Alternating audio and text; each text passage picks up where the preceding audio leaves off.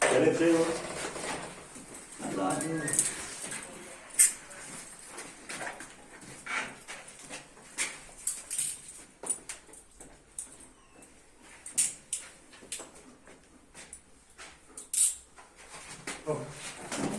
Dur.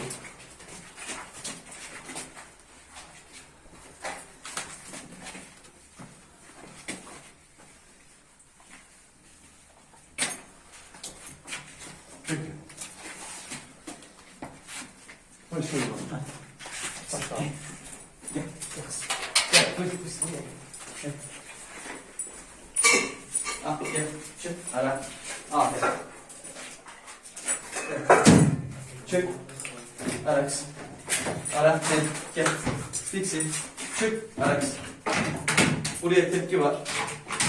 Yukarıya.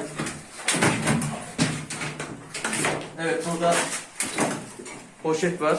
Renk görünüş itibariyle eroin maddesi. Devam edelim. Gel.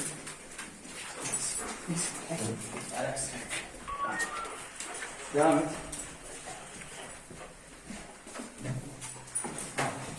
Gel. Gel oraya. Hey. Diksin. Hey. Gel.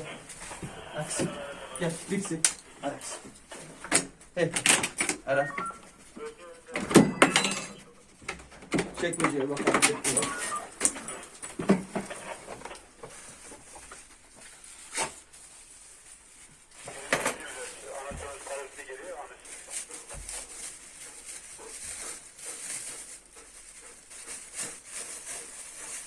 Metamfetamin maddesi.